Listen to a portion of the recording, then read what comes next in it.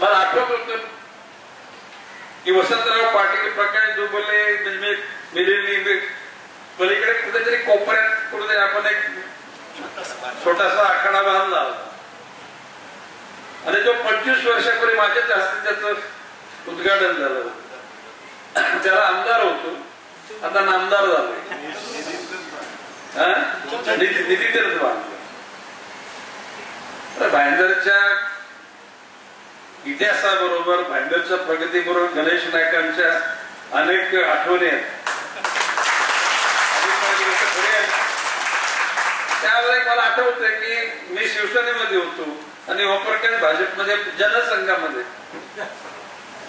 मी बरोबर आहे, कधी जनसंघ, जनता पक्ष आणि आता अंतर भाजप. त्यावेळेला सुद्धा एकूण त्या वातावरणामध्ये नारायण पोतदारांचं सुद्धा आपल्याविषयीचं एकूण मन, त्यांचं आपल्या यशाकरता, हे मला एक गोष्टीची जाणीव आहे. आता नंतर सगळे हे आपल्या सगळे आपलेच आहेत, तेव्हा पण आपल्या हृदयाने आज पण आपलेच आहे. मला आठवत हा मैदान करण्याचा आत्ताच गणेश नाईकच होता. तिथे पर्यावरण विभागाचा विरोध होता. अलीकडे घरी ना इथं नांगराच्या ते बाजूला पडेल. तुम्हाला माहित आहे का नांगराचा गणेशाशी कनेक्टेड, हे फॉरेस्टशी कनेक्टेड आहे. कुठले मँग्रोव्ह म्हणजे गुजरात बॉर्डर पासून गोवा बॉर्डर पर्यंतचे, ज्याला कांदळवन म्हणजे आपल्या भाषेत म्हणजे पिवर आणि खोट. त्या ग्रामीण भागातल्या माणसाला खोट माहिती आहे. माहिती तुम्हाला रेवट काय खोट माहिती आहे का नाही?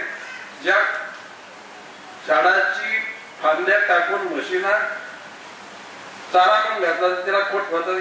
तर एकूणच हे सगळं बघून मला आनंद वाटला. मला वाटलं मी कधीतरी आमदार फंडातून निर्माण केला आखाडा म्हणजे ऐकत होतो, परंतु इतक्या चांगल्या सुस्थितीत करण्याचं तुम्ही ठरवलेले. मिलिंद लिंबे यांनी सगळ्या आयुक्तांचं झालेल्या सहकार्याबद्दल एक प्रकारचे त्यांचे आभार मानले, त्यांचं कौतुक केले. आता मी पालघर जिल्ह्याचा पालकमंत्री असतो तरी या ठाणे जिल्ह्याचा संपर्क मंत्री आहे. तुम्ही तुमचं निवेदन तयार करा. भाईंदरला मी पहिल्यांदा येऊन माननीय सगळ्या कार्यकर्त्यांच्या ज्या काही व्यथा आणि लोकांच्या आयुक्तांशी बोलणार आहे आणि त्या बाबतीमध्ये राज्य सरकारच्या माध्यमातून, महापालिकेच्या माध्यमातून किंवा राज्य सरकारच्या माध्यमातून दिलेल्या जिल्हा क्रीडा विभागाला दिलेल्या असलेल्या निधीतून या तुमच्या आखाड्याला कशी मदत होईल. आता तुम्ही बरेचसं काम उरकत आलेलं म्हणजे आखाडा सिमेंट कॉन्क्रीटच्या बिल्डिंग मध्ये उभारणार आहे आणि त्याला भविष्य निश्चितपणे चांगलं होईल. भाईंदर सारख्या व्यापारी करण्याच्या शहरामध्ये पेलवानी करणं किंवा विचार करणं हे अशक्य होते. तिथे पैशातून पैसे कमवण्याचं ज्ञान दिलं जातं. हो प्रकाश बरोबर आहे ना? Invest the money and earn the money म्हणजे मुद्दा टाका आणि नफा कमवा.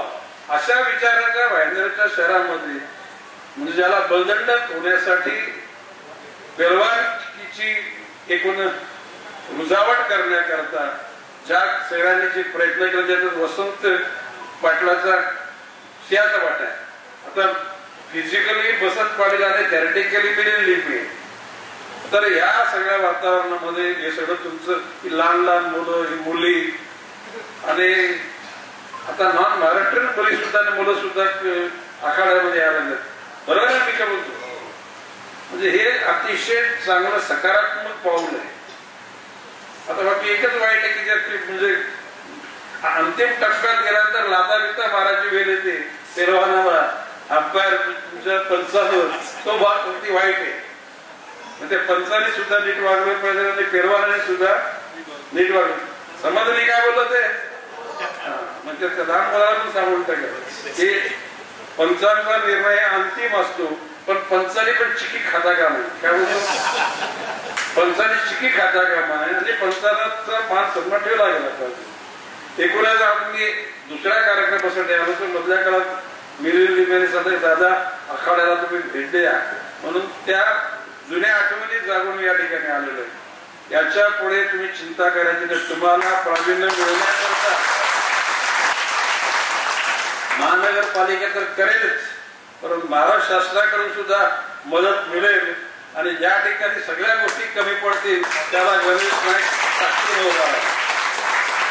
मग ते कशा पद्धतीने करायचं ते काय आम्हाला सांगायची गरज नाही। एकूणच बलदंड मन पण पाहिजे आणि बलदंड शरीर पण पाहिजे आणि ते करण्याकरता तुम्ही लोकांनी जिद्दीने हा प्रवास केला। तुमच्या सगळ्यांचे कौतुक करतो मी। भविष्य काळामध्ये मीरा भाईंदरचं नाव या पेलवानीच्या एकूण पेशामध्ये महाराष्ट्र स्तरावर नाही तर देश स्तरावर आणि उद्याला जर एशियन कुस्त्यांमध्ये ऑलिम्पिक मॅच म्हटलं तर ऑलिम्पिक मध्ये सुद्धा तुम्ही जाऊ शकाल आणि तुम्ही जावं अशी माझी इच्छा व्यक्त करतो। रजा घेतो। जय हिंद, जय महाराष्ट्र।